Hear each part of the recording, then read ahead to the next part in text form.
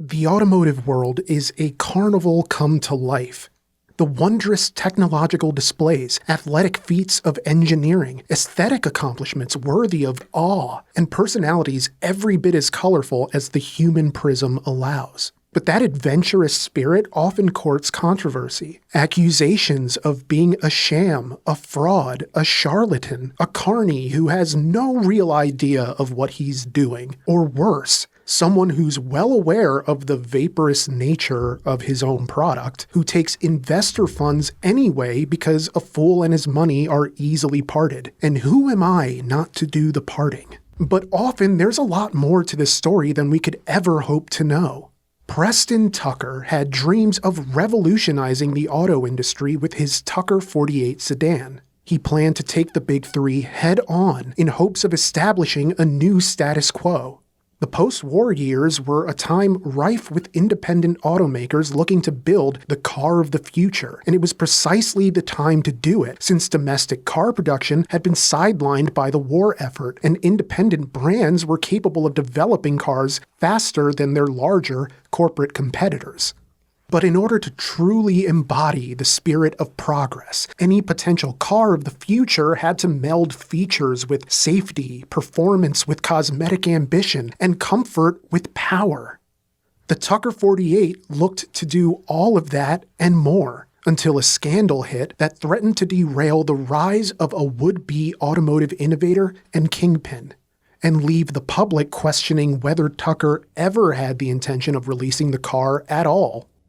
Was the Tucker 48 just vaporware? Or did it truly have the potential to be the car to lead the domestic automotive industry into a new age? Was this company legit? Could it turn the big three maybe into the big four? And what of the man behind it all? What motivated Preston Tucker? Was he really the con man that some media outlets purported him to be? Or was he an honest, if just ambitious, entrepreneur?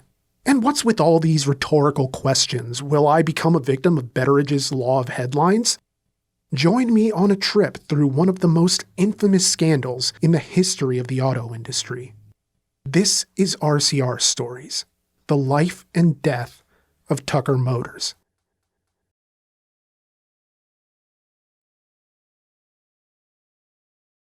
Our story begins near Capac, Michigan on September 21st, 1903, as Preston Tucker is born to railroad engineer Sherrill Harvey Tucker and his wife Lucille.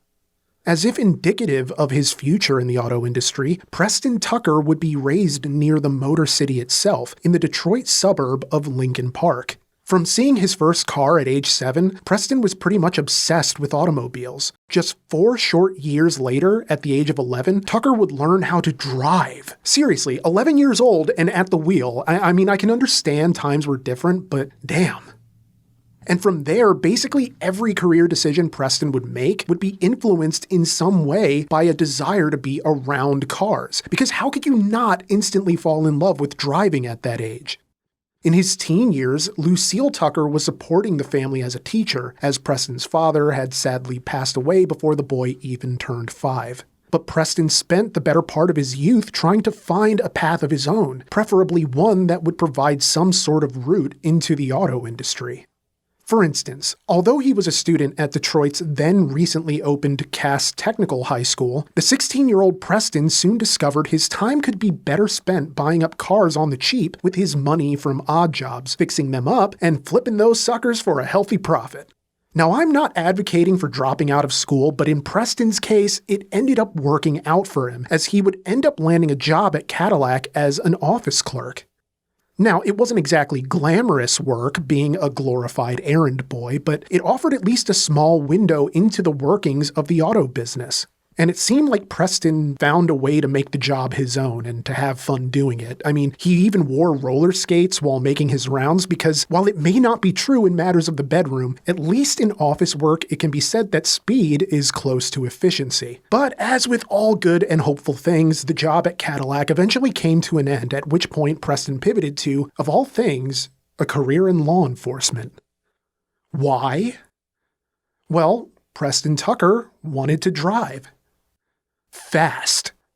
His mother, Lucille, would later recall that despite pleading with her son not to join the force, Tucker would become a Lincoln Park police officer, largely due to his interest in getting to use police vehicles, whether the standard cruisers or their fleet of Harley-Davidsons. And he wasn't bad at it either. I mean, sure, he had a bit of a reputation for heavily modifying his Harleys to make them go faster, but it was all in service of helping him capture crooks who tried to outrun the law. It was all in the public interest, even if the public itself wasn't particularly interested, you know? For instance, a lot of people in the Lincoln Park area seemed to resent his aggressive driving, since you could pretty much mark Tucker's arrival and departure by the amount of noise his vehicles made. But again, Tucker was getting the job done on the force.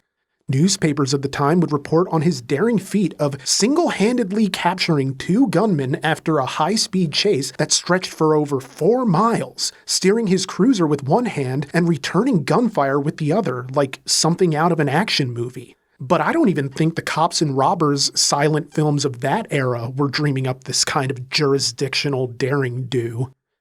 Tucker was even active in the enforcement of prohibition. Boo, boo. Yeah, Lincoln Park saw a lot of rum runners passing through from Canada, so Preston Tucker, by nature of his job, was involved in enforcing prohibition. But law enforcement ultimately wasn't Tucker's calling, so it's just as well that his mother eventually got him kicked off the force by going straight to the department to accuse them of hiring an underage boy to be an officer. And fair enough, she was right, since Tucker was not the mandatory 21 years of age and had allegedly forged documents to get the job in the first place. And so he would end up landing a far more suitable job on a Ford assembly line. By age 20, Tucker had married his girlfriend Vera, and together they owned a 6-month lease on a gas station in Lincoln Park. Vera would man the shop while Preston worked the assembly line, and in this way their marriage worked on the momentum of enterprise. But at the end of the lease, the couple opted out of the petrol-pushing business, and Tucker came to recognize that he wasn't really built for the assembly line either. And so he made ends meet selling Studebakers, since selling cars worked so well for him before in his teen years. But this only kept him satisfied for a short while. Preston Tucker, now the appropriate age, recognized another option in front of him. A return to the world of law enforcement. Now, when you're in your early 20s, you tend to be filled with all the spirited energy implied by that age, which is to say that sometimes you have more mojo than common sense. Case in point, although Tucker initially signed up for law enforcement to drive all the sweet cars the police force had access to, he would lose those driving privileges after one ill-advised incident in which he opened up a hole in the firewall of his police cruiser with a blowtorch so he could use the heat from the engine to keep the inside of the car warm during patrols in the unforgiving Michigan chill. By then, it was clear that Tucker didn't have much of an interest in actually being a cop outside of what it would mean for his automotive pursuits, so he left the force again. But luckily for Tucker, during his time selling Studebakers, he had been offered a job by a car salesman who happened to own a dealership of his own. A salesman by the name of Mitchell Dulian. Tucker had initially rejected the job offer, but with few other options following his release from the force, Tucker took Dulian up on his offer.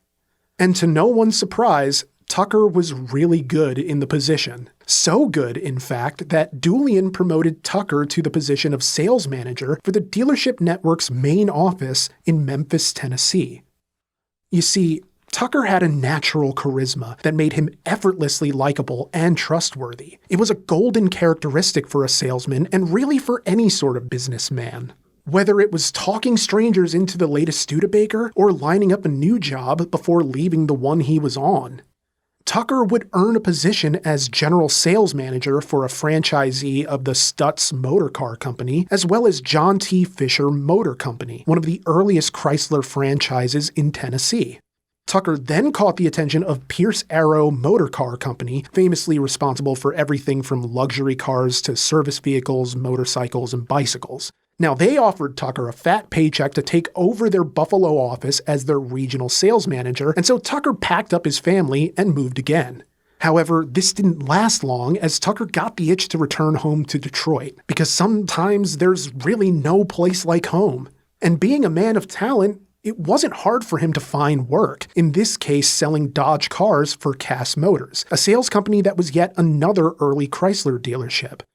Tucker had managed to find success in his tiny but significant sector of the automotive marketplace, and did it as part of a sales company that happened to share a name with the school he dropped out of, showing that education can get you far, but hard work, ambition, and commitment can often get you to the same places. Again, not advocating for dropping out of school, just saying that sometimes you really don't need a degree to be successful in life. It was now the 1930s, and Tucker's ambition had grown considerably, even in spite of the fact that the nation was going through the Great Depression. Tucker had long been an admirer of the Indy 500 and often traveled to the Indianapolis Motor Speedway to press the flesh, so to speak, which is a phrase I never really understood. Like, can't you just say schmooze? I guess I could have said he went there to schmooze, to network, to shake hands and kiss babies and all that stuff. But no, I had to say press the flesh, It sounds like one of those big, stocky weightlifter dudes trying to get through a door in a New York apartment complex. Or me trying to get around back of the couch to pick up a fortune cookie I dropped back there. Press the flesh. Unbelievable. Just unbelievable. Anyway, Tucker got to meet the drivers and pick the brains of the designers in attendance, becoming well known in that circle. And it was here that he met Harry Miller, an automotive engineer who had developed more Indy 500 winning engines than anybody ever had up to that point.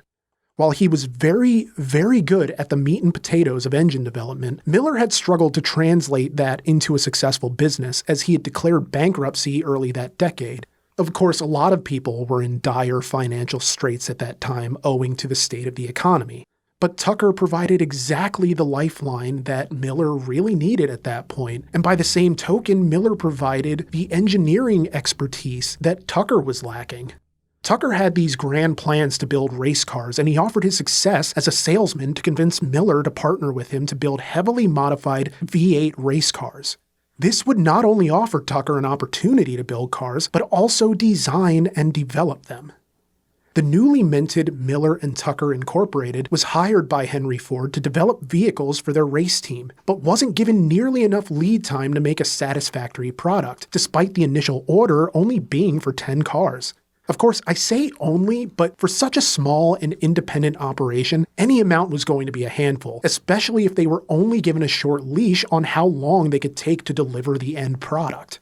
And so they ultimately backed out of the job. However, the duo would continue to develop other vehicles, just not the kind anyone was expecting. You see, the news of the day was reporting on the growing likelihood of war. It was 1937, and it's not as if the world could ignore Germany for long. And so Tucker thought about developing his own combat vehicle, some 60 years before the first Twisted Metal game came out. Because don't get it twisted, this thing looked like something straight out of a video game.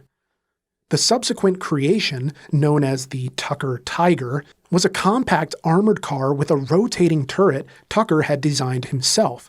It was essentially all-terrain with a smaller wheelbase than similar vehicles, and running off of a Packard V12 that Harry Miller had modified to deliver greater power output.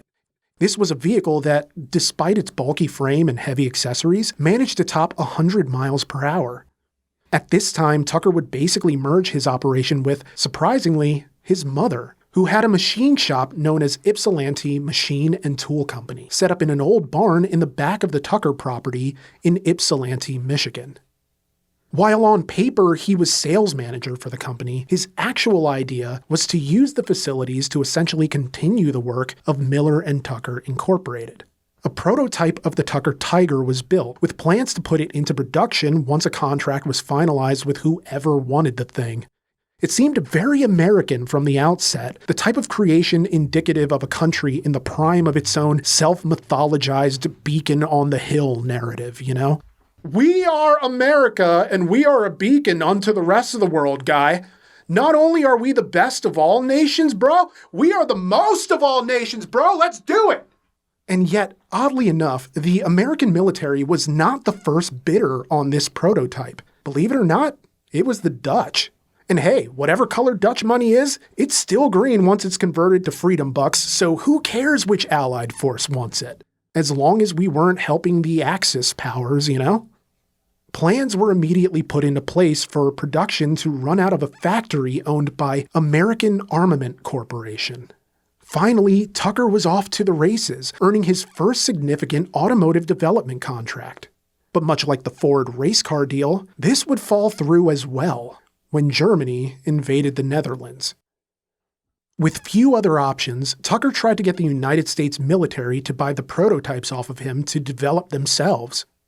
Except, and this is in complete contradiction to certain American cliches, the military found the Tucker Tiger to be too fast. However, there was a silver lining here. For Tucker's part, the Navy was interested in his turret design and contracted him for its development.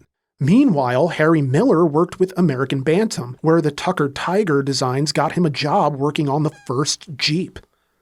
But with every silver-lined cloud is a fat nucleus of rain at its center, as the Tucker turret ultimately wasn't used on any bombers whatsoever, and the United States government seized the patent on the design, along with any royalties Tucker might have earned from its development and implementation. And it wouldn't be the last time Tucker got a raw deal from Uncle Sam, but for now, it was back to square one for Preston Tucker. And so, not unlike similar men of the time like Howard Hughes, Tucker pivoted to aviation. His new venture ran out of the same property that housed Ypsilanti Machine and Tool Company, but the difference here was that the Tucker Aviation Corporation would be a publicly traded company. Bypassing ground transport altogether, Tucker largely focused on aviation and marine vehicles. The public stock was merely a means to an end to finance the development of his own crafts, such as the Tucker XP-57, a prototype airplane that ran on Harry Miller's own straight 8, known as the Miller L-510. The government showed renewed interest in Tucker's hardware, jokingly called the pea-shooter, but they could call it whatever they wanted because finally, it seemed like Tucker was going to get that lucrative military contract. Unfortunately, to the surprise of basically no one at this point, the contract fell through due to money problems within Tucker's corporation itself. Dejected, Tucker moved to New Orleans in 1942 to pursue a different direction. It was the end of his partnership with Harry Miller, although not necessarily their friendship, as we'll get to later. As for Tucker, his latest partnership was with a businessman named Andrew Jackson Higgins. Together, they planned to develop PT boats, merging Higgins Industries with Tucker Aviation Corporation to form Higgins Tucker Aviation. This, sadly, was a short-lived collaboration. While the partnership seemed good on paper, the relationship between Higgins and Tucker soured pretty quickly, so that by 1943, Tucker was on his own again. In more ways than one. On May 3, 1943, in Detroit, Michigan, Harry Miller, the man once proclaimed the greatest creative figure in the history of the American racing car, would pass away due to complications from a heart condition. At the time of his death at age 67, Miller was working on a 3,000 horsepower engine that he hoped would make him a name in aviation in much the same way his engines had made him legendary in the racing sphere, as his engines represented 83% of Indy 500 cars that raced between 1923 and 1928. Just an amazing accomplishment, really. Naturally, Preston Tucker was devastated to lose his comrade. In a final act of friendship, he paid the bill for the funeral to spare Miller's widow the expense. Perhaps it was the loss of Miller that disenchanted Tucker with aviation, or perhaps it was the brevity of the partnership with Higgins. Regardless, Tucker moved Vera and their children back home to Michigan to start over again. This time by finally going for it and designing his own car to his own specifications. Tucker was finally ready to make a fresh beginning in the automotive industry with a car that stood to represent all the fire and all the ambition underpinning his outgoing personality. Near the end of World War II, Preston Tucker was back in Michigan with Vera and their 5 children, Preston Jr., John, Noble, Mary, and Shirley, who I would imagine was named after his father, Shirl.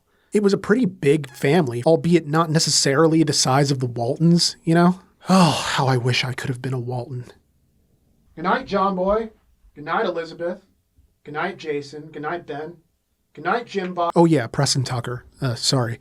So Tucker wanted to try and get his own car idea off the ground. To this end, he worked with designer George Lawson, who'd worked in the Buick wing of General Motors. It was 1944, and Tucker seemed intent on having his car of the future ready by the time production resumed in the automotive industry domestically, since demand would presumably be high for new models once the war was over. For what it's worth, it never seemed like Tucker had a very difficult time getting people to work with him, owing to his natural charisma. He was universally regarded by basically everyone who knew him as a true salesman, a man capable of selling salt to a slug. He could probably sell firewood to Satan himself. Even Andrew Higgins, despite their all-too-brief partnership, considered Tucker, quote, the world's greatest salesman, end quote. So it was only natural that Tucker would want to put that skill to good use, not just in conceiving this newfangled car, but in potentially selling it to the public as an experience they wouldn't want to miss. Together with Lawson, Tucker's Torpedo on wheels aimed for a contemporary aesthetic with a touch of refinement, whether it was the padded dash or the water-cooled aluminum block rear-mounted flat six, or the hydraulic drive system designed by Lawson. Admittedly, early designs were reminiscent of a 42 Buick that Lawson had worked on in his time at GM, but with an overcast ferocity, an almost menacing encroachment of the future upon the present. It just had this look that said, your time is over, old man. You're in a young man's business now. Over time, the design took on a much more refined approach, incorporating cues from Preston Tucker, like the aircraft-adjacent styling or the rear engine design. The car was really coming together, and in preparation, Tucker put his salesmanship to use, trying to get the public excited about the possibility of the car in order to get the funds to manufacture it in the first place. In particular, Tucker was looking at getting a facility to build this car, since the only prototype he actually had was a plaster model that Lawson had worked on. Amazingly, this model was more useful than expected, since Tucker and Lawson placed it in various environments and used forced perspective photos to make it appear as if it were a full-sized prototype. Tucker realized that the Big Three would never let him stake a claim in Detroit territory, so he sought options outside Michigan, eventually finding a plant in Chicago that had once manufactured Dodges and had been used to build B-29 engines for the war. In fact, at 475 acres, the Chicago Dodge plant was supposedly the largest factory building in the world at the time. Of course, actually getting the plant would be easier said than done. World War II had ended, and Tucker only had a few $1,000 with which to start the new Tucker Automotive Corporation. And obviously, the lease on a plant would cost more than a few thousand, never mind the largest factory building in the world. But fortune actually smiled on Tucker for once, as he was able to get the plant as part of a liquidation of military manufacturing facilities. The liquidation was being held by the War Assets Administration, the government division tasked with figuring out what to do with all the assets left over from the war, which I guess is kind of self-explanatory now that I say that out loud. Anyway, Tucker was the only person to bid on the plant, signing the lease on July 1946. It was a major coup for the Tucker Automotive Corporation, which now had a place where the Tucker Torpedo could be assembled. There was just one problem. Tucker couldn't actually afford rent on the lease he'd just won. I've read conflicting reports as to why this is, and one of the reasons I found was that the lease was contingent upon Tucker Corporation having $15 million in escrow before they could formally move in. A dollar amount Tucker wasn't even close to having. Which begs the question of why they even agreed to lease the factory to him in the first place. And this is before even getting into the interference by another government entity. After signing for the property, Wilson Wyatt, the head of the National Housing Agency, demanded the termination of Tucker's lease. The reason was that the property could be made into prefabricated housing, and the belief was that prefab housing would be a better use of the space than building Tucker's pie-in-the-sky fantasy car. Wyatt had petitioned the federal investment firm known as the Reconstruction Finance Corporation for a loan in excess of $50 million on behalf of the Lustron Corporation, a company that dealt in prefabricated housing, naturally. Although Wyatt's loan proposal was eventually rejected, Tucker wasn't exactly in the clear either. You had the War Assets Administration being petitioned to kick Tucker out. And it had support. Michigan Senator Homer S. Ferguson, a key part of the War Assets Administration and chairman of the Surplus Property Committee, was arguably the most vocal critic of Tucker's efforts. Ferguson claimed that Tucker wouldn't be able to make his lease payments on the property and demanded proof of production or otherwise face eviction. Of course, it's kind of hard to prove production when you're not allowed into the factory you leased. The best you can really do, one would think, would be to produce sketches, spec sheets, purchase orders, bank statements, those kinds of things. But even then, it sounds like an uphill battle to truly show your work. It's like new math. Or old math. Really any math when you're me. Now, you could argue that Senator Ferguson was only acting in the best interests of the American public. But historians would later note that Ferguson was a well-known bedfellow of the big three automakers. As written in George Langlet's article for South Dakota State University's Department of Economics titled "What Caused the Tucker Automobile Corporation to Fail," Ferguson, quote, needed backing from the automobile industry to be reelected. So it was in the senator's own interest to oversee the demise of Tucker Corporation. End quote. And it's true that in his time, Ferguson was nicknamed the Senator from General Motors. But this ignores how well connected Ferguson was outside the auto industry, as he was also close friends with Harry McDonald, who buddies either called Mac or the Singing Milkman due to his past with the dairy industry and his marvelous singing voice. But in our story, Harry McDonald is significant due to his role as the head of the Securities and Exchange Commission, a division you'll be hearing a whole lot more about in the chapters to come, and not in a pleasant way for Tucker. Ferguson's connection with Harry McDonald made him dangerous, as the senator was in a unique position to do real damage to Tucker's interests. With the committee ordering Tucker to vacate the plant, he sought the only recourse he had. He took the matter to court. Now, you would think that Tucker would be forced to vacate almost immediately, since this is a government entity, and you'd have to be high on your own supply to think you could fight a government eviction notice. But Preston Tucker was always sort of funny in that way, because in February 1947, Tucker actually won his case. He wouldn't have to make way for prefabricated housing or come up with proof of production in order to have his lease honored. It was a win. But a Pyrrhic one. The court battle had drained his expenses, and Tucker found himself badly in need of money to keep the corporation afloat. As if that wasn't bad enough, Tucker and George Lawson had a falling out that brought their partnership to a bitter end. You see, despite ostensibly creating the Tucker Torpedo together, there have been debates over the years as to just how much of the design came from Tucker himself. In the March 1978 issue of Special Interest Autos, a profile of George Lawson would note the designer's claim that he was never actually given specifics about what Tucker wanted.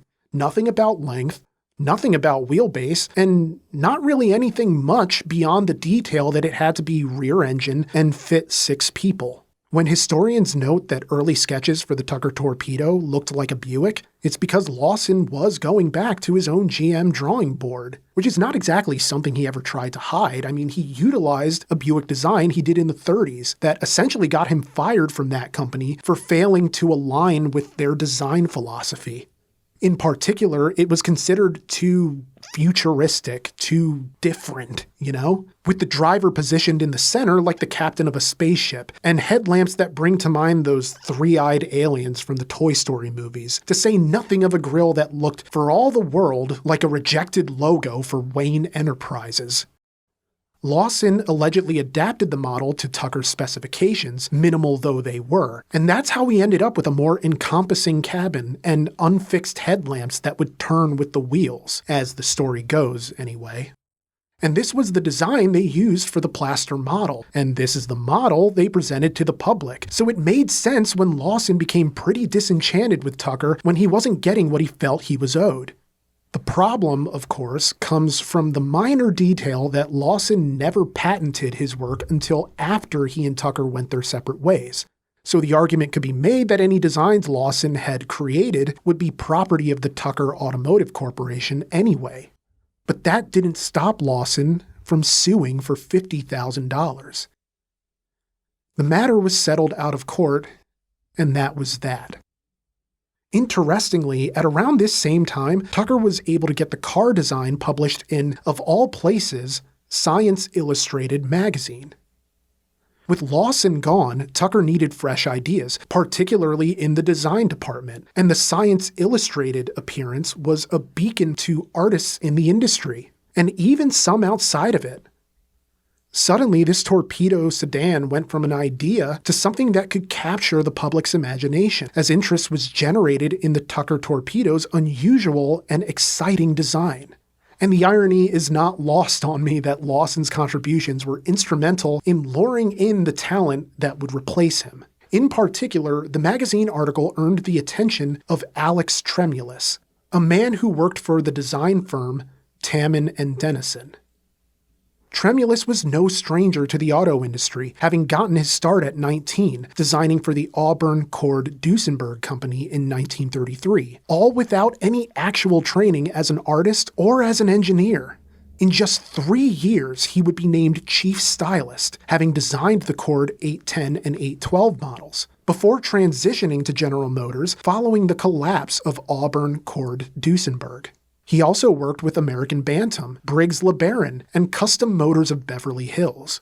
To this end, he was viewed as an influential designer of the post-war era, owing to his contributions to the style of the time, with such designs as the 1941 Chrysler Thunderbolt concept. This was exactly the type of man Tucker would need to fill Lawson's position as chief stylist. And so he met with Tremulous shortly after Christmas in 1946, alongside Tucker Engineering Vice President Kenneth Lyman and Manufacturing Vice President Lee Treese. Part of what helped Tremulous secure the job was the parallel, almost Saab-like visions they both had for the auto industry, as both looked to incorporate aviation design into their cars. Now, Tremulous was pragmatic about making this car, and so the moving front fenders were eliminated and other components were implemented, such as a roofline that was reconfigured to be taller at the sides and lower in the center, in addition to rocker panels at the bottom of the doors to keep them safe from curb rash. The design was finalized not too long before the new due date for the rent payment on the Chicago production facility, so they needed to cough up the money or face eviction. So naturally, Tucker put his salesmanship to work. With the hype surrounding the Tucker Torpedo and Tucker's own ability to sell his vision, money came flowing in through unusual fundraising efforts. Tucker began selling dealership franchises and distributorships to anyone who'd buy them, for prices ranging anywhere from $7,500 to damn near $30,000. Tucker was alleged to have sold something in the realm of 2,000 dealerships across the United States.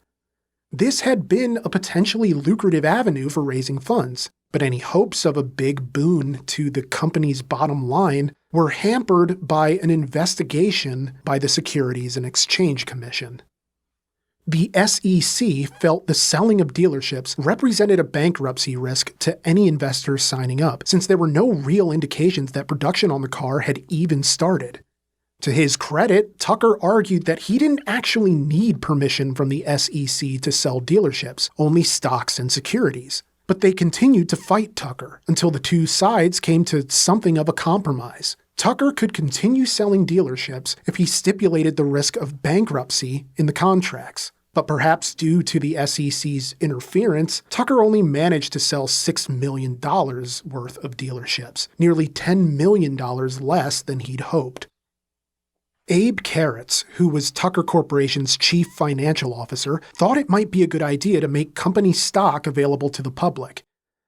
Carrots' background in finance made his insight vital to Tucker at this time, but beyond that, his loyalty made him indispensable. In essence, Carrots was an executive that Tucker could rely upon, which is all the more important when you consider recent previous splits like the end of the partnership with Andrew Higgins, or the acrimonious departure of George Lawson. Also providing some much-needed support for Tucker was an old friend from early in his automotive career. Mitchell Doolian, the man who'd given Tucker his first dealership job and had promoted him to sales manager of their Memphis location. In this instance, Tucker was able to return the favor, naming Doolian sales manager of the Tucker Corporation. These were just two of the men who had hitched their loyalty to Tucker, and together with their full coterie of comptrollers, advertising executives, and stock gurus, the team seemed poised to make the car of the future a reality, even while acknowledging the odds stacked against them. To get stock offerings approved, Carrots explained to Tucker that they would have to go through the Securities and Exchange Commission, and so Tucker returned to the SEC to propose an initial public offering for stock issue. The proposition was surprisingly a success, making Tucker Corporation one of the first speculative IPOs in the United States.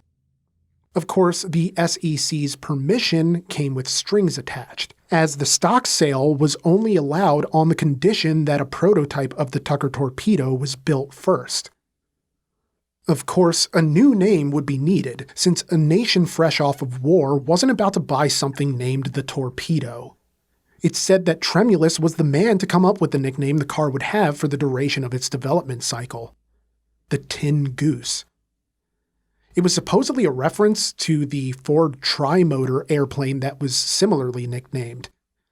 The nickname also acknowledged Tucker's own aviation-adjacent mindset in the creation of the car. It even tied into Tucker's Saab-like dedication to safety, since the Tri-Motor was referred to as the safest airliner of its day. I haven't spoken much about Tucker's focus on safety, but needless to say, he had changed a lot from the rebellious teenager who forged documents to get on the police force and then blowtorched a path from the cabin to the engine to keep warm. You see, the front cycle fenders the Tucker Torpedo initially had turned out to be a detriment due to similar issues faced by race car driver Frank Lockhart, whose Stutz Black Hawk race car was aiming to become world famous by breaking land speed records. That was the goal, anyway, but the end result was Lockhart's tragic death in a crash caused by the car's lack of weathercocking, which is a car's tendency to stabilize itself by turning into strong winds. The front cycle fenders of the car prevented the vehicle from achieving that stability that it needed. Tremulous recognized that and brought it to Tucker's attention, and since he wanted to put safety at an equal level with aesthetic, Tucker made the call that led to the changing of those fenders, despite incurring costs that he couldn't really afford to take in that moment.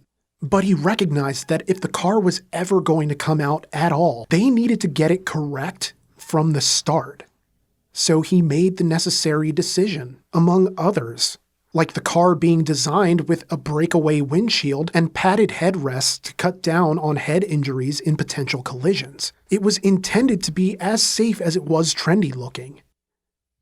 In addition to a rear engine and the aforementioned safety initiatives, the car was also intended to have disc brakes and four-wheel independent suspension, things that weren't exactly an industry standard at the time. All of these things, the safety and mechanical innovations and the styling choices, were all in service of making a true car of the future.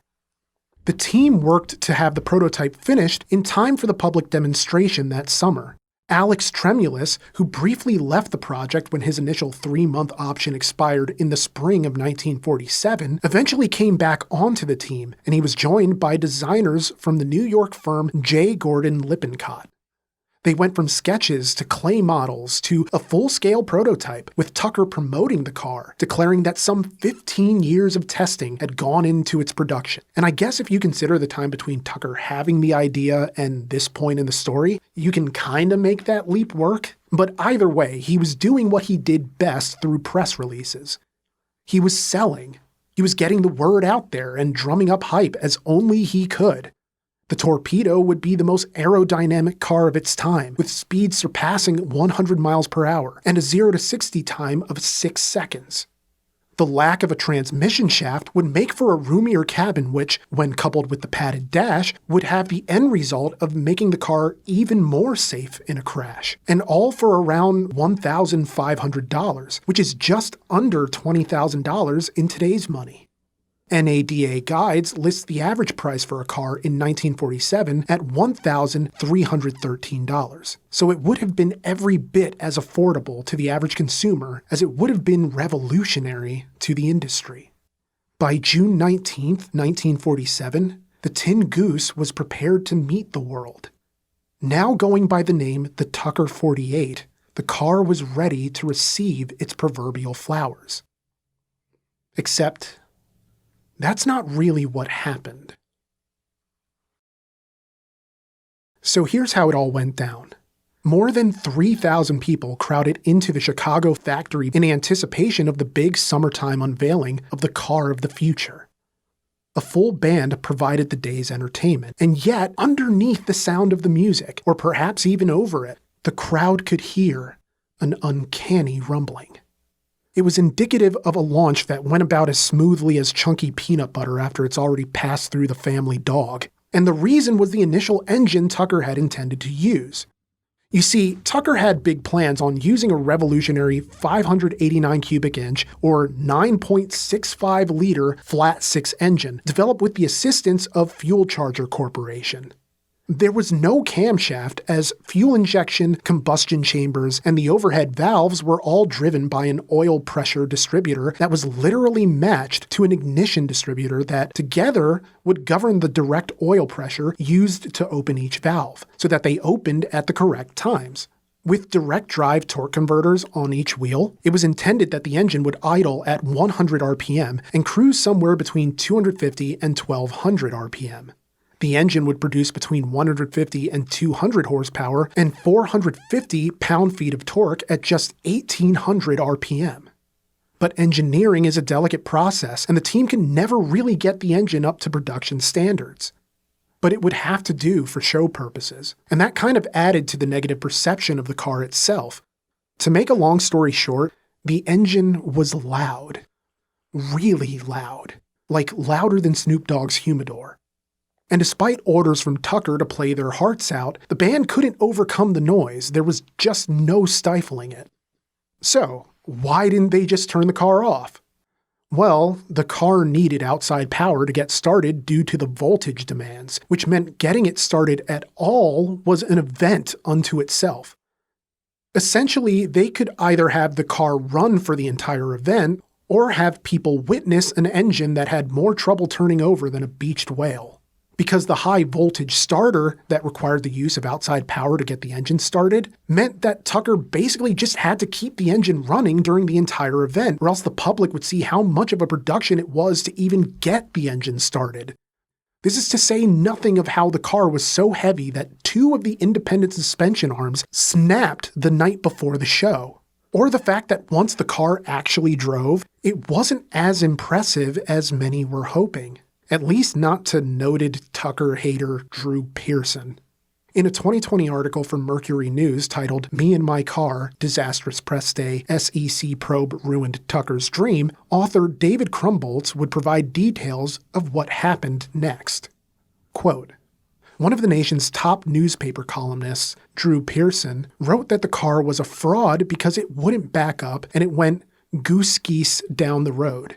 That car was the prototype, and problems Pearson wrote about were limited to this first vehicle, but damage to the reputation of the car and the company was done, and many more negative articles followed.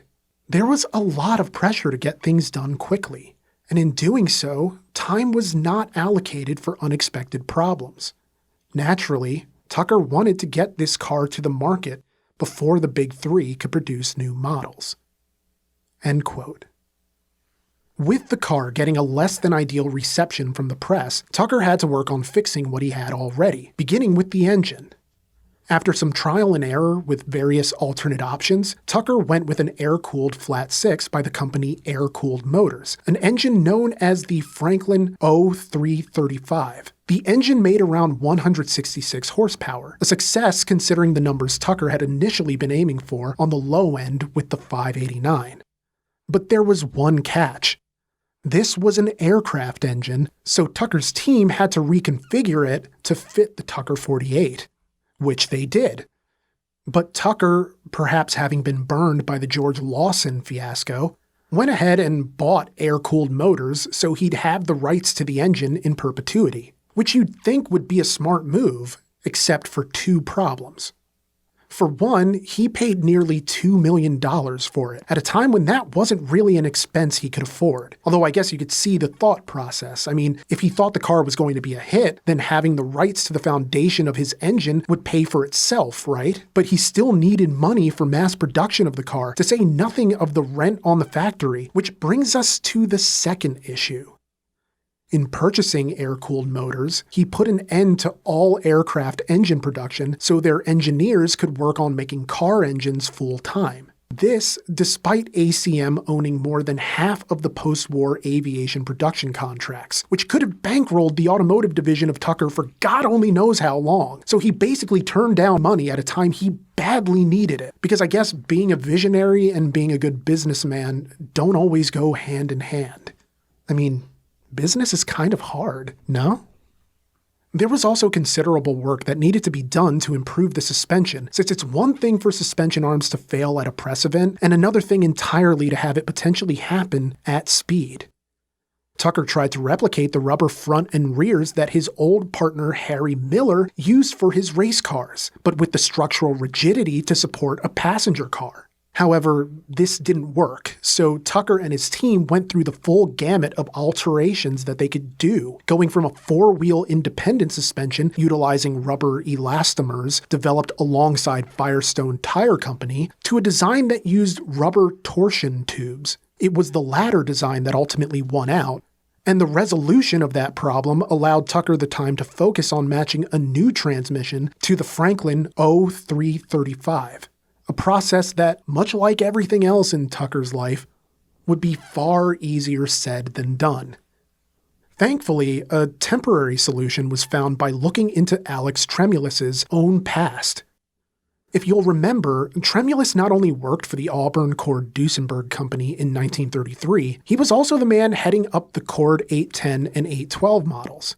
And this is where a fix was discovered, as the front-wheel drive, 4-speed Cord 810-812 Auburn gear transmission fit the new configuration for the Tucker 48, which is actually kind of funny in the sense that it was a transmission with a notoriously awful reputation, owing to a shaft that couldn't really handle heavy loads without gears popping out, among other issues so significant that when those cords were initially displayed, they were shown without the transmission installed at all. But for some reason, the transmission just seemed to work with the Tucker 48. So well, in fact, that the decision was made that once Tucker was able to build his own original transmission, the Auburn gear would stay on as their manual transmission option. Tucker sent an employee to salvage cord transmissions anywhere he could find them. Not just any employee, mind you, but Preston Tucker Jr., who now worked under his father at the Tucker Corporation. He was able to procure 22 transmissions that were then modified at the Ypsilanti Machine and Tool Company, which was still running at the time. The Tucker modified transmission became the Tucker Y1, with the Y standing for Ypsilanti. With that issue nipped for the time being, Tucker and Company set to work on perfecting an in-house transmission of their own design. Or really any design that Tucker could use without having to buy an entire company to own the rights. According to author Charles T. Pearson, in his book, The Indomitable Tin Goose, Tucker took an unusual approach to solving this unique problem. Quote, Tucker had offered $5,000 cash for an automatic transmission that would be an improvement over Buick's Dynaflow, and comparable in performance to the Hydra-Matic. A young engineer, Warren A. Rice, soon claimed the reward and was paid as soon as Tucker was satisfied that his design would work. End quote. So how was Rice able to adapt the Dynaflow so well? Well, as it turns out, Warren A. Rice just happened to be the creator of the Dynaflow, which had only recently started being used in Buick vehicles that year. So he was exactly the right person to crack this nut. With just one rear-mounted variable pitch torque converter, the Tucker-Matic boasted just 27 moving parts and a continuously variable drive ratio. The Tucker-Matic was refined across 3 iterations, each with the R designation for Warren Rice. The first version wasn't exactly ideal since the engine had to be off for a gear to be selected in the first place, although this was resolved with the R2 version. The R3 was the most refined version, owing to the smoother shifting between forward and reverse gears by means of a radial clutch. Yet none of this work could be done cheaply, but when you're already in the red, you might as well go for broke anyway. Emphasis on broke. There were some design choices that may or may not have been hits had the American public actually gotten the chance to experience them, but they're still worth noting all the same, namely the center rotating light, nicknamed the Cyclops Eye, which was the third sealed beam headlight at the center of the grille. Not only was it in a unique position to provide better visibility, the light itself actually moved with the front wheel so that the arc of the light would follow the positioning of the car. It was one of the safety implementations Tucker had been passionate about, and it gave the car its most distinctive visual feature, at least in my opinion. And I think we've already been over that pop-out windshield that protects the driver and passengers in an accident by simply not shattering on impact. I mean, that was a pretty big deal. Seatbelts were even planned to be included, but this got shot down during the production process by Tucker's team, but it would have been way ahead of its time. But the most interesting feature, at least to me, even more so than the Cyclops Eye, was the recessed space at the front of the car. This crash compartment was designed for quick-thinking front passengers to duck when they saw an unavoidable collision coming. It was the automotive equivalent of those old duck and cover drills from the 1950s, as if hiding under your desk is going to save you from a nuclear bomb, but at least here, maybe it would work, who knows? I mean, at least without seatbelts, you had the freedom of movement to be able to duck if you saw a collision coming that you couldn't avoid, and do it fairly quickly, depending on your reaction time. Returning to the subject of seatbelts, Tucker was really keen on having them, and he was discussing it at length with designers Alex Tremulous and Philip Egan, but it was actually the sales department that talked him out of it. As Steve Leto writes in his 2016 book, Preston Tucker and His Battle to Build the Car of Tomorrow, co-written by Jay Leno, the issue stemmed from what the presence of seatbelts would imply to the average consumer. Quote, Tucker spoke with airline stewardesses and even an airline executive who told him if we put a parachute under each seat, this would imply that an element of danger existed and would so terrify the passengers that they would file out of the airplane and seek the closest railroad terminal in an exodus that would look like the evacuation of Dunkirk. According to Egan and Tremulous, Tucker ultimately agreed with his marketing department that seatbelts would imply that the car was unsafe. The Tucker 48 sedan would not have them. Later, Tremulous said that Tucker had been in favor of seatbelts but decided against them because it was very unpopular at that time to talk about seatbelts. End quote. But even without seatbelts, Tucker still had a car worth showing to the world. The first truly original automobile of the post-war era, at least to hear Tucker tell it. At last, the car seemed like it was viable in a real way. And despite the public backlash, Tucker seemed confident he could win them back with his car of the future. But once more, the government came knocking. And this time, Tucker would have to put up a bigger fight than anyone could have imagined.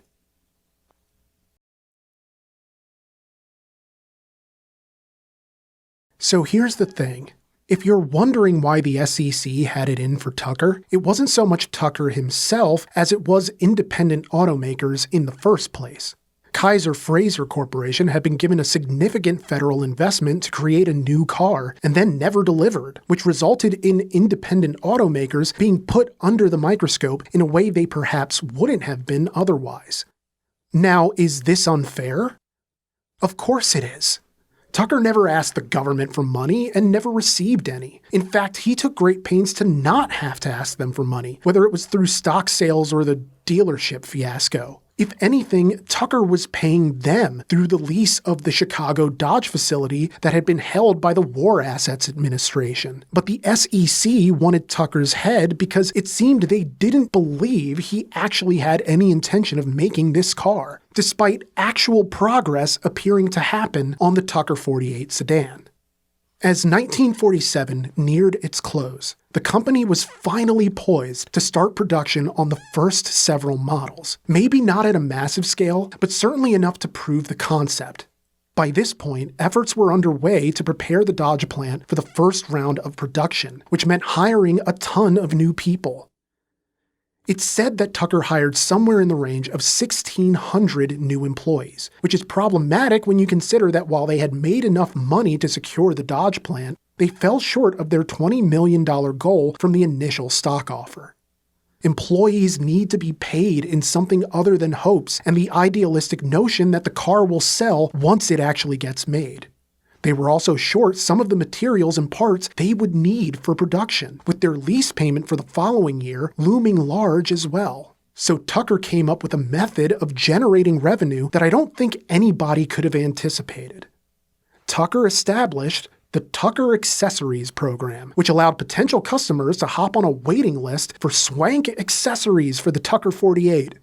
People were essentially pre-ordering fancy seat covers and brand new radios for a car that hadn't been made yet. But then that was part of the draw. Customers were essentially customizing their cars, right down to the color, which really does seem like the kind of thing that would just make production even more complicated, since more time and effort would have to go into individually personalizing each car to the customer's specifications. And hey, that's fine if you have the money for it, but as we've established, that wasn't really the case for Tucker. For an example, Alex Tremulous would later note, when praising Tucker for accomplishing as much as he did on the restricted budget he was operating under, quote, "At that time, the Ford Motor Company required $300 million to tool the 1949 Ford." End quote. Over time, the stock began performing better, and shareholders were in business to the tune of some $25 million, although I've read some sources that had it as high as $28 million. Either way, by this point, the SEC was back on the prowl, and it was time for Tucker to face Uncle Sam once again. The Securities and Exchange Commission raided the Tucker Corporation facilities on May 28, 1948, putting an immediate end to all production. On the one hand, this wasn't too far removed from any other time the SEC had given Tucker a hard time. And yes, they were doing their due diligence by looking into his business practices, or so they said. However, the SEC hadn't actually launched their full-scale investigation yet, from what I could find. This was more preliminary than anything else. But it didn't matter. When journalist and radio broadcaster Drew Pearson announced on his program that the SEC was about to, quote, "blow Tucker higher than a kite," end quote, he didn't reveal his source for the news. And he didn't really have to. The damage was already done, as the public more or less believed him. Worse, he put Chief Financial Officer Abe Carrots on blast, revealing that Tucker's CFO had a criminal record. In fact, Abe Carrots wasn't even his real name. Born Harold Karsten, Carrots had once been imprisoned on bank embezzlement conspiracy. Never mind that by this point, Carrots had been let go from the company and given a dealership for severance. But none of that mattered to Pearson, who you could argue was every bit as instrumental in Tucker's hardships as the United States government itself. Again, from the book Preston Tucker and His Battle to Build the Car of Tomorrow by Steve Leto and Jay Leno, quote, "With that single broadcast, Tucker's good fortune was destroyed. In hindsight, Pearson's announcement can only be seen as a groundless and vicious attack. The SEC had only shown up at the Tucker factory 3 days before Pearson's broadcast. They had notified Tucker of an impending investigation, but had not indicated it was any more important than previous occasions when the SEC had looked at Tucker's activities. The investigation had not turned up anything damning yet. Pearson had nothing to substantiate his claim." End quote. When trading opened the next day, the stock value was cut in half, and investors were down some $10 million in less than 24 hours. Tucker was devastated, as this was a huge blow not only to production, obviously, but also public perception. Yeah, Tucker was a great salesman, but bad press is a hard thing to overcome, even with a silver tongue, and even before the digital age and the information superhighway or whatever. Perhaps even more so because people tended to believe the media way more than now. Or do they? I don't know. That sounds like the kind of thing that's right, you know? But it could just all be nonsense. And forget I said anything.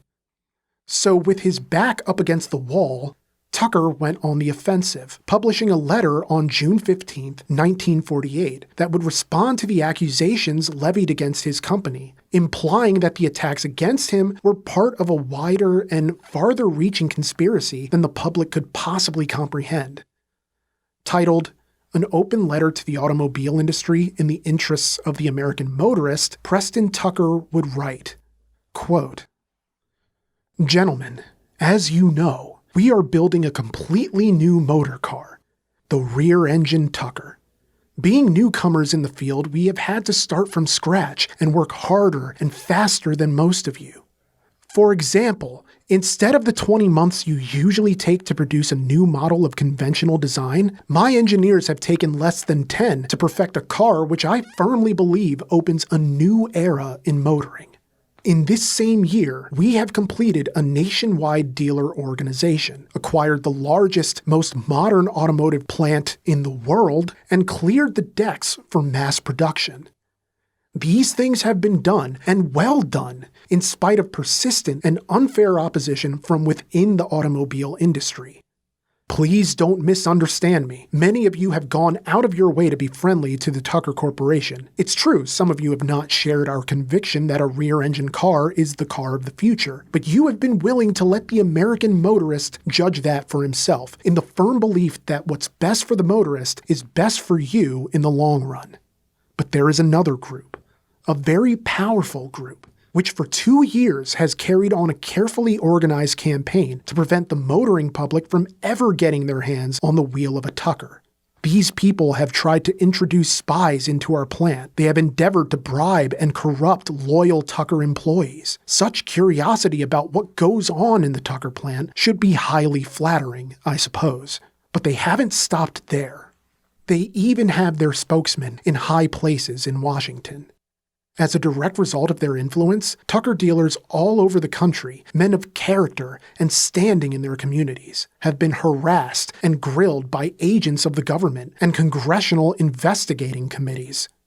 My associates and myself and the Tucker Corporation have been investigated time and again. Millions of dollars of the taxpayers' money have been squandered in an utterly fruitless effort to kill the Tucker, to bar us from needed raw materials, to keep us so busy defending ourselves and our efforts that the motoring public would tire of waiting for a completely new rear-engine car. But they haven't been able to stop us.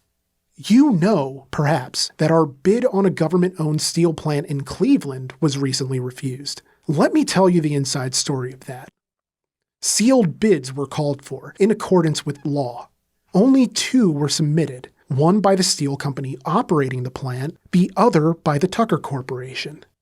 The bids were opened nearly 5 months ago. The Tucker Corporation's bid was high. If Tucker's bid had been accepted, it could have given taxpayers as much as $4 million more for the plant than the steel company offered. The plant would provide ample raw materials for volume production of the Tucker and would serve numerous small businesses now starving for steel. You would think our high bid for the plant would have been accepted long ago. For 5 months, political pressure, ruthless and barefaced, has forced delay after delay. We're still waiting. We don't know who's responsible for this. But who do you suppose is getting the raw material from this plant we want for Tucker and small business? None other than some well-known and unfriendly automotive manufacturers. Most of the political pressure and investigations we have had to face these last 2 years can be traced back to one influential individual who is out to get Tucker. If he acts from honest conviction in his efforts to prolong the motor car, then I hope he will have the courage to tell the public just that. But personally, we believe he has more obvious motives. Evidence in Tucker files, for example, shows the controlling interest in a large sales agency of an automotive corporate subsidiary is in his wife's name. And when he gave an elaborate party at a Washington hotel a few months ago, who do you suppose paid the bill? None other than an official of an automobile manufacturer, a manufacturer distinctly unfriendly to the Tucker Corporation. Is all this, too, just coincidence? Now, once more, we are being investigated, just at the time we are getting into production on a car that has won the hearts of the million motorists who have seen it. Just when the job of making automobiles demands all our time and energy, my associates and I are asked to take time out again and again ever since we had the temerity to suggest America is eager for a completely new car. What would you think in our place?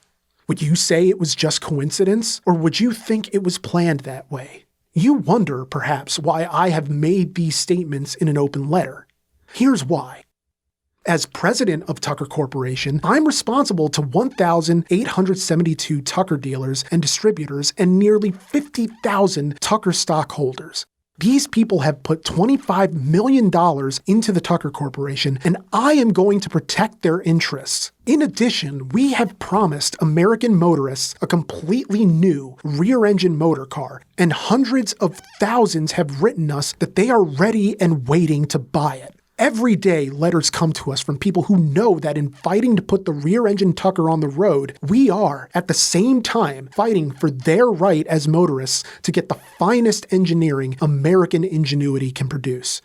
We are going to justify the support these motorists so generously have given us. We are going to give them the car they want at a price they can afford and without paying tribute to the black market. How this will be done will be announced today. But in the meantime, I want to register the fact that we have just begun to fight. We have been patient so far, but our patience is wearing thin. We can give names, dates, and places to prove our charges of unfair competition, and if necessary, we will do it. When the day comes that anyone can bend our country's laws and lawmakers to serve selfish, competitive ends, that day, democratic government dies. And we're just optimistic enough to believe that once the facts are on the table, American public opinion will walk in with a big stick. End quote. Now, while he hadn't called out anyone specifically, the prevailing theory is that he was going after Senator Homer Ferguson, who he supposedly believed had been in league with SEC Chairman Harry McDonald to put the Tucker Corporation out of business and smother the independent automaker in its crib. And the SEC lowered the pillow over the company's face in August 1948, as the company was shut down. This was just 5 weeks before the planned start of full-scale production on the Tucker 48. At the time the plant was shuttered, just 37 cars had been built.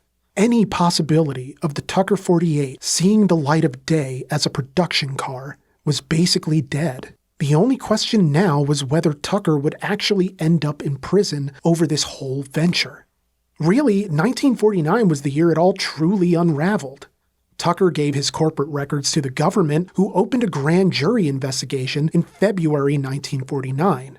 A month later, control of the Tucker Corporation was handed over to a pair of trustees as the SEC investigation continued, pending the grand jury hearing. But this too became a source of controversy when the SEC's report on Tucker was leaked to the Detroit News. While the Justice Department attempted to trace the leak, the investigation reached its apex. Subpoenas were served like uncles in the Bellini line at a firehouse wedding, and witnesses were brought in front of a grand jury panel of nearly 24 jurors. The government made its move. On June 10, 1949, Preston Tucker and 6 Tucker Corporation executives were indicted on 25 counts of mail fraud, 5 counts of violations of SEC regulations, and 1 count of conspiracy to defraud. The other 6 men named in the indictment included Harold A. Karsten, alias Abe Carrots, sales manager Mitchell Doolian, comptroller Otis Radford, advertising manager Cliff Noble, and 2 more executives, Robert Pierce and Fred Rockelman. The last man was a gentleman by the name of Floyd D. Cerf, an investment banker whose firm was responsible for the handling of the Tucker Corporation's stock offering. Cerf is an interesting case because at the time of the stock offering, his firm had a net worth of around $87,000, which is close to $1.2 million today. but Cerf's firm purportedly made around $2.5 million on the Tucker stock sale, which is over $33 million today. Just a lot of money. So to the outside observer, it might look like Cerf's business was pocketing a pretty penny for his part in the whole debacle, even if I couldn't find anything to indicate whether that money was directly from the stock sale or if it came as part of his fee for managing it. Either way, optics.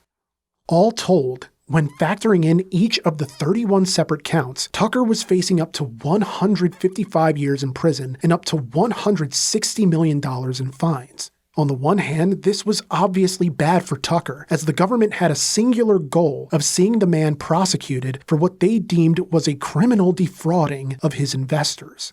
On the other hand, it turns out the country at large was mostly on his side.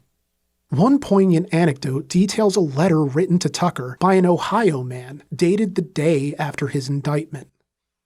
Quote, "I was just getting ready to buy one of your cars when the big boys squeezed you out.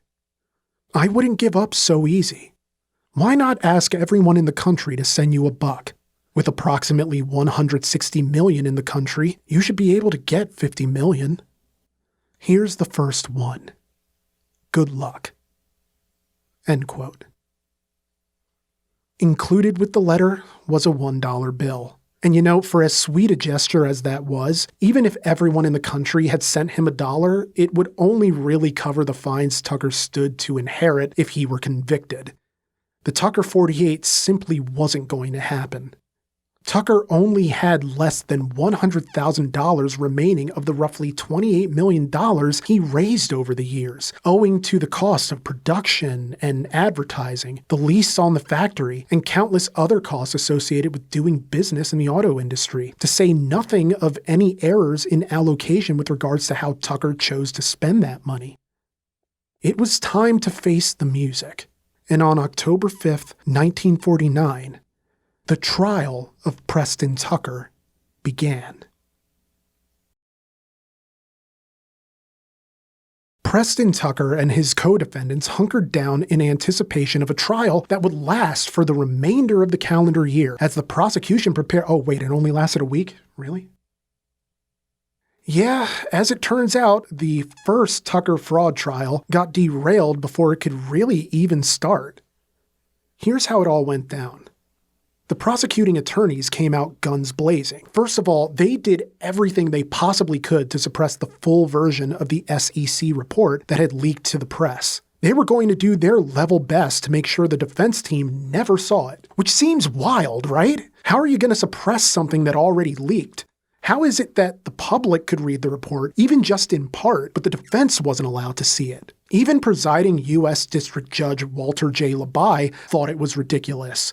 Paraphrasing here, but he basically declared that it was an affront to the very concept of fairness and justice. Not that Judge Labai did anything about it, mind you, although I'm not sure how much he could have actually done, since the accounts I've found seem to vary as to the scope of Judge Labai's authority over such documents. Either way, the defense never got access to the full SEC report.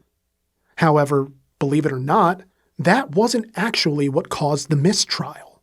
It all happened when the prosecution was cross-examining former Tucker Corporation Secretary Mark Morn, who also happened to be Preston Tucker's first cousin. You see, Abe Carrott's, or rather Harold Carston's, criminal record was inadmissible evidence, as it was viewed as prejudicial. Yet the prosecution's line of questioning centered on conversations Morn had had with Preston Tucker regarding Carston. When Morn answered that he had been the one to inform Tucker about Carston's criminal past, the courtroom erupted in protests from the defense, and Judge Labai had no choice but to declare a mistrial. It would be difficult to find a new jury, as the lawyer for Floyd Cerf argued that press coverage of the mistrial had been so widespread that any prospective jury would have to be composed of people who, quote, do not read, or those who do not have the intelligence to analyze what they have read. End quote. However, a new jury was quickly selected, with plans for the retrial to begin in 1 week's time. The new jury was comprised of 6 men, including 2 machine operators, a bookkeeper, a salesman, a carpenter, and a painter, like the world's saddest Chippendales lineup, and 6 women, including 4 housewives, a telephone operator, and the widowed owner of an apartment building. The second trial began on October 17th, and things didn't get off to a very good start for Tucker, as he faced pressure not only from former employees, but from the family of old friends. As written in the November 14, 1949 edition of the Sandusky Register, quote, relatives of the late Harry Miller, noted designer of racing cars, discounted Tucker's claim he helped Miller in designing many of the cars. End quote. The article would go on to detail the testimony of another Tucker executive. Quote, Lee Treese, former vice president in charge of manufacturing for Tucker, testified the huge Tucker plant here never was equipped for mass production. End quote. And that wouldn't be Treese's only testimony, but more on that in a bit. For now, additional testimony would come from former Tucker engineering manager Paul H. Wellenkamp, who told the court that the first engine design for the Tucker 48 was, quote, totally inadequate, end quote. The planned 150 horsepower rear engine made only 20 horsepower. As a New York Times report on the trial would describe, quote, Mr. Wellenkamp, under questioning by Assistant United States Attorney Robert Downing, asserted that neither the engine nor other mechanical features of the Tucker car were ever submitted to adequate tests of durability and performance. End quote. Lead prosecutor Otto Kerner Jr. took no prisoners in his pursuit of Tucker, with the prosecution taking him to task for using a dismantled 1942 Oldsmobile as the basis of the car. This was confirmed in testimony by Alex Tremulous, with the obvious caveat that this wasn't exactly anything new, as it was standard practice in the auto industry. Hell, Lee Treese would go on to say, under cross-examination, that many features Tucker had developed were actually starting to be introduced by other automakers, essentially making the point that not only were these features revolutionary, they were also viable. I'm talking stuff like disc brakes instead of drums, padded dashes, and the safety pod that auto journalist James Chadwell stated, quote, gave rise to modern crumple zones, end quote. This is without even getting back into the innovations he planned but didn't get to implement, such as standard seat belts. Ultimately, Treese would admit that Tucker likely would have been able to make a great car were it not for all the outside interference. In fact, the Tucker die stamping program was already 90% done, as Treese would reveal. They were ready to go. But none of that really seemed to matter to Kerner or the prosecution team. And fair play, it's their job to get their man. But the prosecution case also seemed oddly malicious too. Same deal with many of the witnesses called to the stand. A master mechanic for the Tucker Corporation named William Stampfly seemed to have it out for Tucker every bit as much as Homer Ferguson. He would testify about the disastrous press event for the car's launch, in which the car broke down several times the night before the launch and had to be completed with bare-bones components so it could even be displayed. In his testimony, Stampfly would state that wheel suspensions had to be reinstalled 3 times because they kept breaking down, painting a picture of the well-meaning but overambitious incompetence of the Tucker Corporation. But the defense poked holes in Stampfly's story by getting him to admit that he and his team didn't follow Tucker's specifications. They had used aluminum casings rather than the steel suspension arms they had been instructed to use. Stampfly grew frustrated with the defense line of questioning, such as when Tucker's attorney got him to admit that he wasn't even aware that Tucker Corporation had a research department. In fact, the defense case was all about calling out the government's hypocrisy. Earlier in the video, I mentioned how the government was firmly against independent automakers after the Kaiser-Frazer deal fell through. Tucker's defense attorney knew this. He also knew that the Kaiser half of the Kaiser-Frazer deal, Henry J. Kaiser, was a personal friend of 2 of Tucker's biggest opponents, Harry McDonald from the SEC, and of course Michigan Senator Homer S. Ferguson. Kaiser-Frazer had made big promises. Kaiser-Frazer had failed to deliver. But unlike Tucker, Kaiser Frazer used government-backed funds to make a front-wheel drive car that never got off the ground. So why wasn't Kaiser Frazer on trial? Before being buried miles deep under objections by the prosecution, Tucker's attorney cross-examined a former Tucker engineer who turned evidence for the U.S. government, boldly asking in open court, quote, Kaiser Frazer didn't get indicted, and they got $44 million in loans from the government, didn't they? End quote.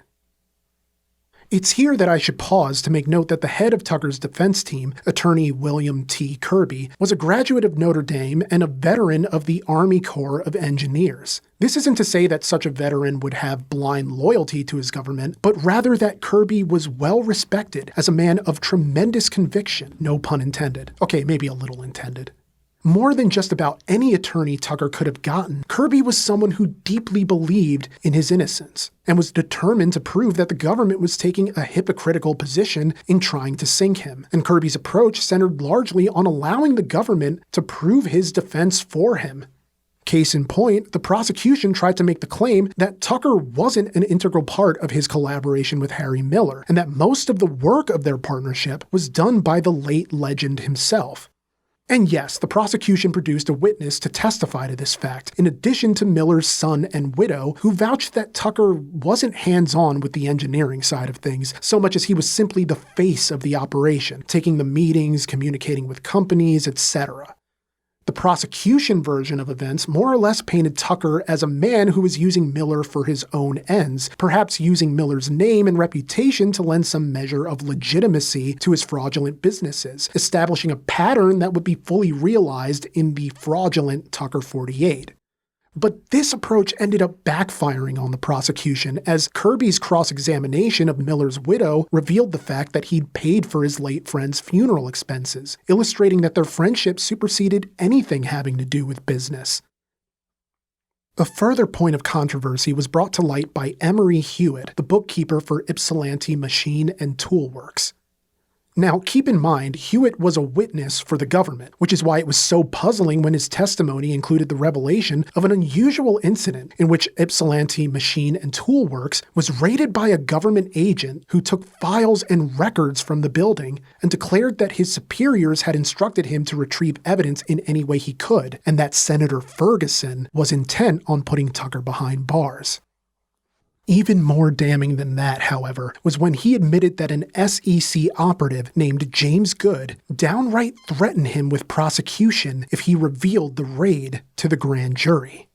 The government's case was in disarray, a reality further compounded by the revelation that the defendants were doing so poorly financially that many of them had to take second jobs to make ends meet. Hell, Mitchell Doolean went back to selling cars just to keep his family fed. Floyd Cerf, meanwhile, was likely to end up losing over $1 million when all was said and done. So either this was a collection of the world's most incompetent criminals, or this was not the conspiratorial enterprise it was made out to be.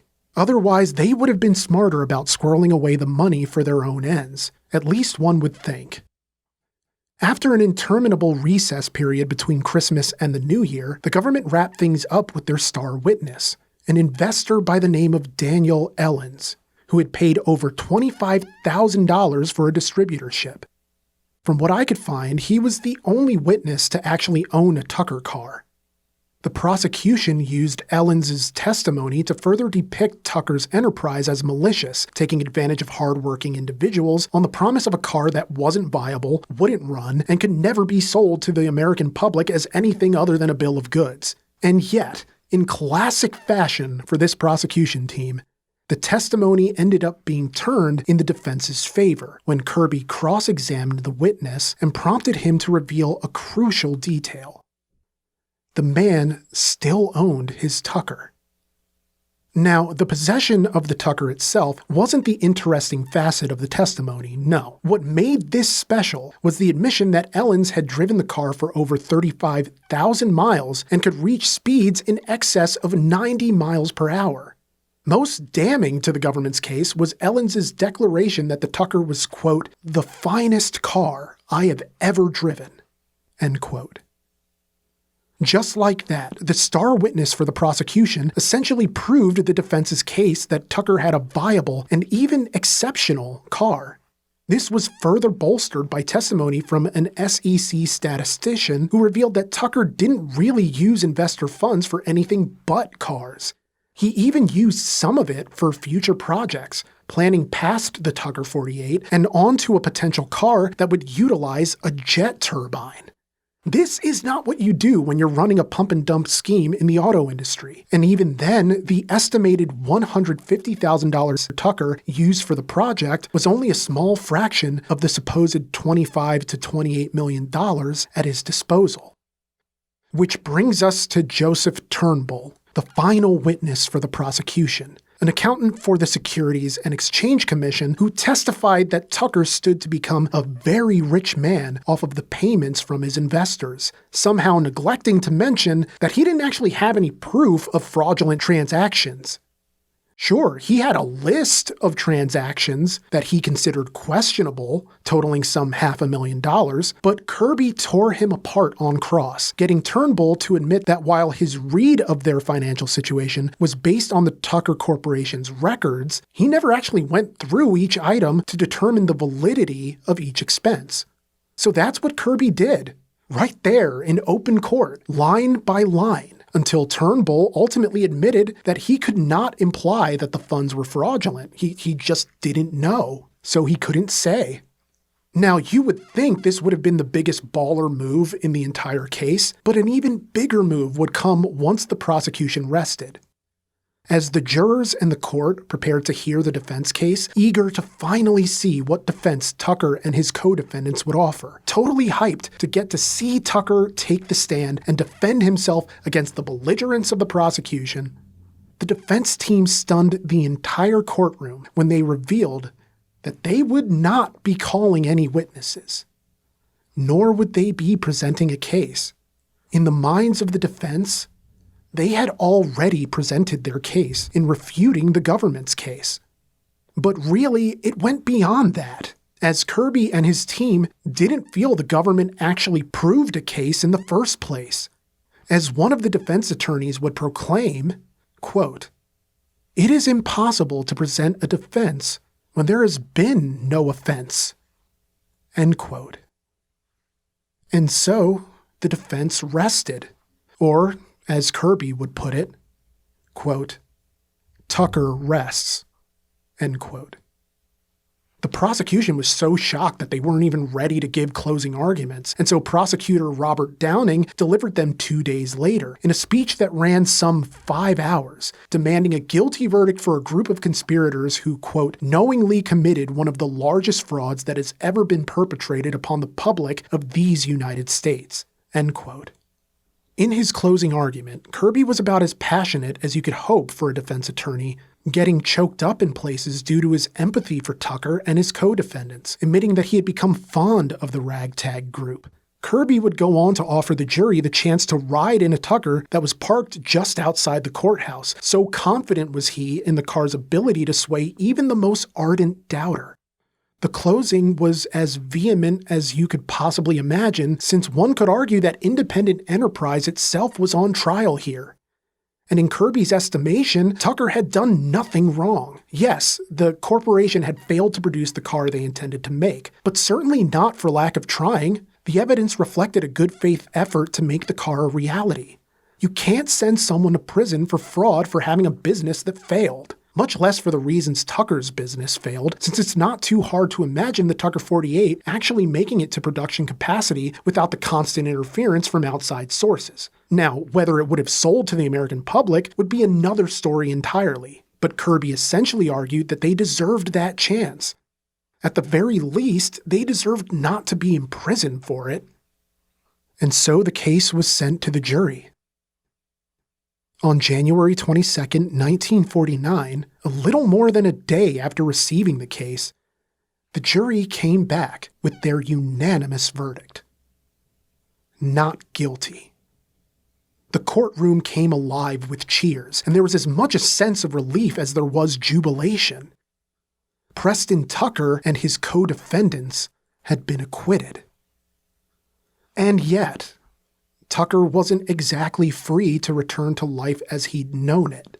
Granted, the life he had known had been one of constant turmoil and pushback, yet it contained within it the freedom of enterprise, the excitement and possibility held in creation, in taking a dream and making it a reality, in trying and maybe coming close even. But what this case had essentially done was kill that dream. If it could be said that Tucker ever had the money to bring his car of the future to the American public, he sure as hell didn't have it now. He also didn't have a factory in which to manufacture it. A federal judge had approved returning the plant to the War Assets Administration. That council would go on to lease the factory to a familiar entity, the Lustron Corporation. While rumors proclaimed that support from the auto industry was what kept Senator Homer Ferguson in power, there is no hard evidence that the Big Three ever had a direct hand in the downfall of Tucker Automotive Corporation, beyond providing competition for a product in a competitive market. Ultimately, Tucker had taken his shot, and while he won the battle with the U.S. government, he lost the war. And yet, true to his attitude of persistence and resiliency, Tucker wasn't done trying. Not yet, because vision is just one part of the equation. Sometimes you have to bet on yourself, and keep betting on yourself in the hope that this might be the time everything changes. And if not, at least you didn't lose yourself to despair.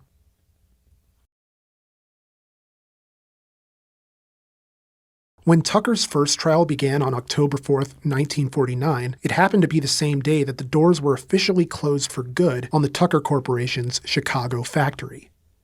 Just 36 cars had been built when the doors were shuttered. But a loyal group of employees Tucker kept on, numbering some 300 people, banded together to complete 14 more cars. When coupled with the initial prototype, that brought the number of Tucker 48s to 51 cars. It was a display of the type of belief that employees had in Preston Tucker and his creation, and this was borne out in how collectible those cars would become. A fairgrounds owner based out of Fort Lauderdale, Florida, would purchase more than 10 Tuckers as part of his traveling display called the Fabulous Tuckers. For close to a decade, he took the cars to various shows for display. Since then, many of the Tuckers remaining were put to auction, drawing prices in excess of $1.13 million, with one Tucker even going for as high as $2.9 million in 2012. Some are in museums like the AACA Museum in Hershey, Pennsylvania, the Toyota Automobile Museum in Nagakute, Japan, the Tallahassee Automobile Museum in Tallahassee, Florida, or the Henry Ford Museum in Dearborn, Michigan, just to name a few. But many are privately owned, such as the one owned by director Francis Ford Coppola, who turned Tucker's Tale into an Oscar-nominated film. Released in 1988, Tucker, The Man and His Dream, featured Jeff Bridges playing the title role, with Martin Landau delivering an Oscar-nominated performance as Abe Carrots. It's a great film that's really worth checking out, even allowing for the typical Hollywood flourishes. We don't get a whole lot of prestige-caliber films about the auto industry these days, much less any with a cast this good. And what's wild is that Homer S. Ferguson is played by Jeff Bridges' dad, Lloyd Bridges. So you have father and son on opposite ends of the face-heel divide. It's great, but yeah, I digress. For his part, Tucker would go on to sue many of the media publications that covered his corporation's downfall for defamation. Author Steve Leto would obtain a copy of a sealed court transcript from one of those lawsuits. In a 2016 article for Road and Track, Leto would detail what it revealed. Primarily, another instance of accountant investigator Joseph Turnbull's testimony. Quote, as Tucker's attorneys questioned Turnbull, Turnbull's attorneys tried to muddy the waters and simply began objecting whenever they thought Turnbull's answers might help Tucker. Even after Tucker's attorneys had agreed to give the defense attorneys a continuing objection, they kept objecting. They objected 34 times, many times to questions which were not objectionable in the least. Turnbull admitted he had not looked at any of the Tucker documents in 6 years, and even back then, he had not bothered to check the items he had listed as questionable in the corporation's books. Turnbull had no idea whether the expenses were legitimate or not. Tucker's attorney asked Turnbull point blank if he had any knowledge that the expenditures claimed by Tucker and his associates were not bona fide and proper. The defense attorney objected vigorously, of course, after which Turnbull said, "Well, I have no knowledge of those claims at all." By this time, Turnbull had no strong opinion about the financial dealings of Preston Tucker or his corporation. All he had done was look at the books, write some summaries, and reach no conclusions about whether any of it was legitimate. As far as he was concerned, on the day of his deposition, Turnbull was not prepared to say that Tucker and his associates had actually done anything wrong. End quote. And so Tucker continued seeking justice, all while pivoting to focus his efforts on further innovations. The big thing that motivated Tucker in the post-trial years was the exact same thing that motivated him before. He wanted to make another run at success in the auto industry. After all, as he said following his acquittal, quote, "Even Henry Ford failed the first time out." End quote. At the risk of portraying him as a human golden retriever, Preston Tucker remained an incredibly optimistic dude, despite everything that happened to him. Throughout the public auction of the Tucker Corporation assets, throughout his struggles in civil court, even through the recognition that he would never be able to release a car with his name, since the rights were purchased by the Dun & Bradstreet Corporation. And sure, he was able to keep 2 of the Tucker 48 sedans, one for himself and another for his mother. But it had to be cold comfort to know that he had this perfectly excellent car that the public at large would never get to drive. Which is why he paired up with some Brazilian investors for a collaboration with designer Alexis de Sakanovsky. The planned car would be named the Carioca, a rear-engine roadster you could be forgiven for mistaking for a Plymouth Prowler at a distance. And as Elizabeth Blackstock would write in her article about the car for Jalopnik, titled "The Tucker Carioca Deserved Its Day on the Road," the Carioca would have to take a different approach in order to appeal to the American public. Quote, "It was also designed to be a kit car, which Tucker thought would be easier for the American public to digest. Buy the car for $1,000 and put it together yourself, or pay a $60 fee to have a certified Tucker mechanic assemble it for you." Just like his Tucker 48, this car was still designed with tons of neat innovations that were designed to make a lasting impression on the auto industry and change the way we considered cars. The stuck-out wheels came with removable fenders that would be easy to clean, in part because Tucker claimed he'd conducted research that suggested the average car carries 10 to 12 pounds of gravel around in its wheel well. Those fenders were fitted with headlights that pointed in the direction of the tires, while there was also a fixed headlight on the front end. Like his Tucker 48, the Carioca had an engine in the rear and a very simple dash panel with a speedometer and 4 blinkers that would let you know the state of your oil, fuel, temperature, and amperes, or electrical current. He was advised by racing driver Harry Miller that a pointed tail was a plus for a fast car. So he included that too. End quote.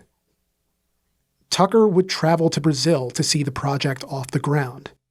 But this, too, would present a challenge beyond what even the most optimistic person could weather. While in Brazil, Tucker suffered from bouts of incredible fatigue. He was barely in his 50s by this point and seemed in generally good health in every other respect.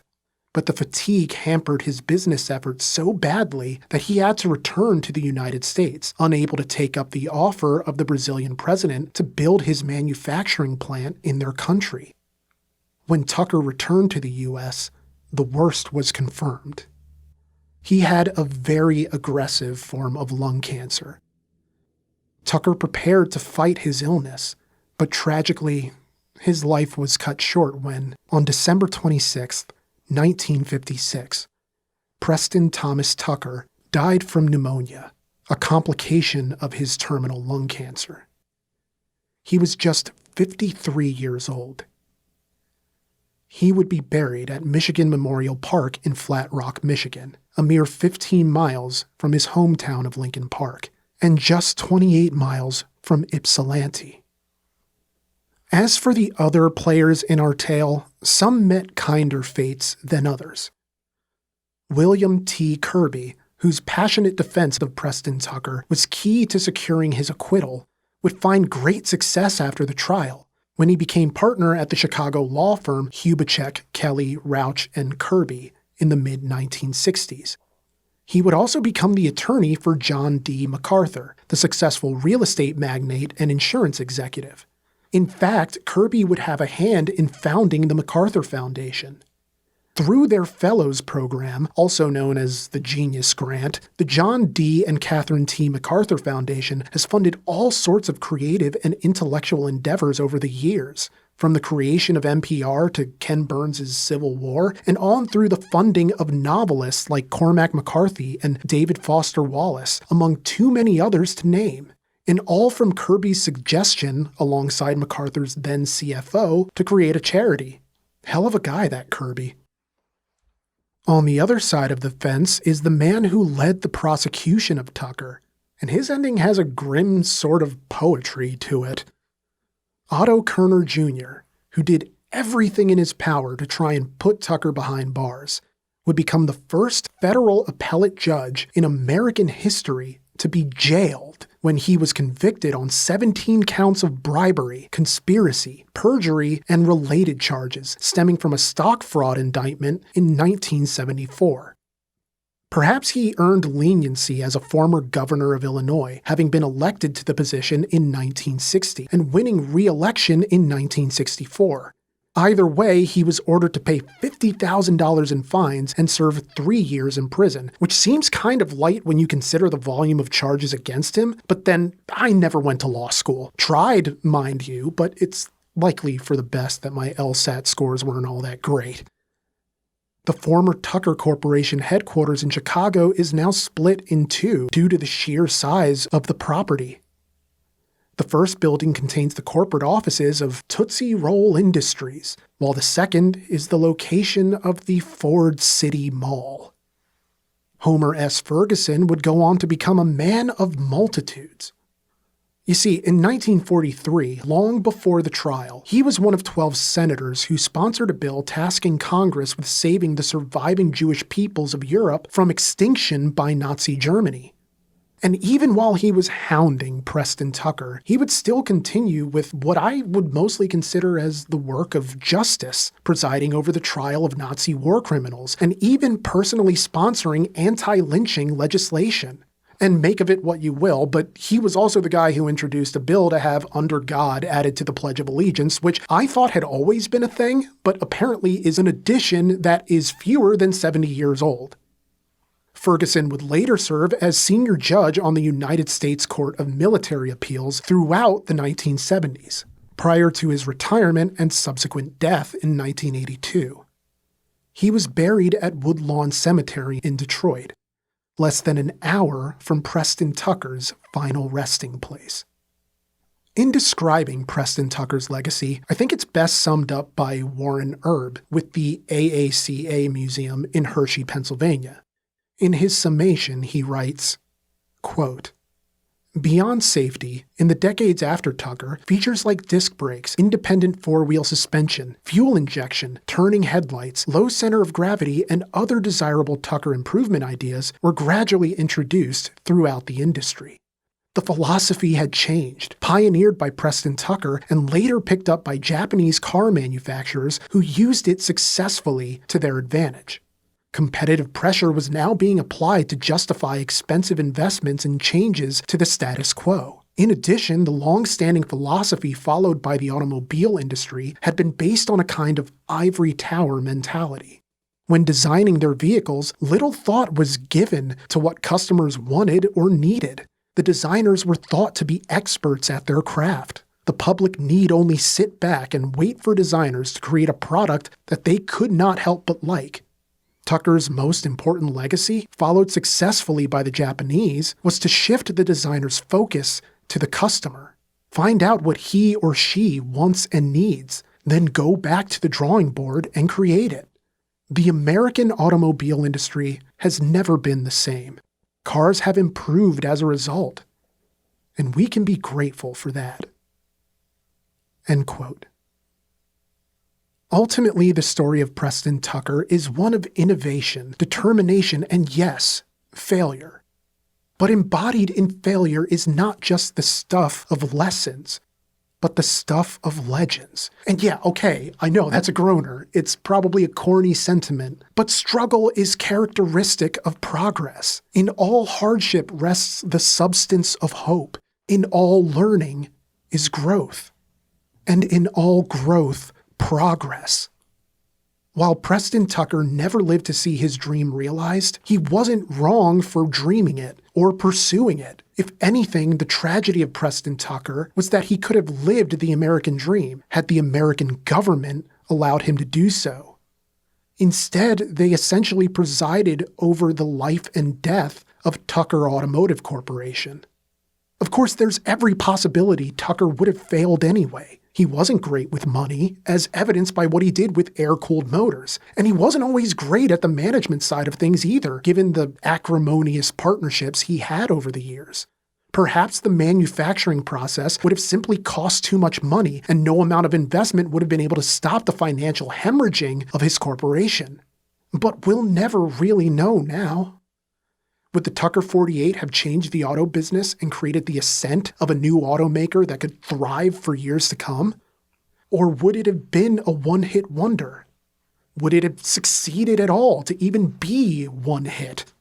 These are all questions that will be frozen forever in a state of dispute.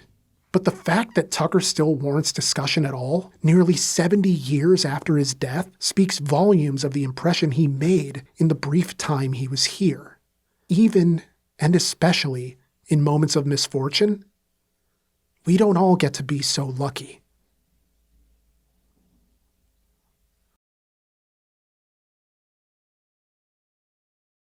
Thank you so much, everyone, for hanging out with me for another RCR Stories. This has been in the works since around Thanksgiving. It was intended to be much shorter, as all RCR Stories tend to be. And I mean, initially it kind of started out as a profile of Preston Tucker, but sort of expanded into being a profile of the life and death of his company, because the story is almost bigger than Tucker himself. Which is not to say that Tucker isn't a huge character within his own story or the central figure of his own story, but rather that it also expands out into his influence, his legacy, many of the figures in automotive history who had influence and were instrumental in the creation of what he tried to do. Your Harry Millers, your Alex Tremuluses, it's all part of the same system of innovation and influence. And so I really wanted to capture that in this story, and I hope I did a good job. I was very fortunate in finding a lot of articles about the trial by using the New York Times Times machine, which is essentially the Wayback Machine that archives all their newspaper articles, because otherwise I was finding basically nothing about how the trial went, outside of just vague they fought the defense and they fought the prosecution. And, I was looking for what people actually said, what actually happened in the courtroom, what the jurors were like, what the prosecutors were like, and the defense, So this was a lot of research happening.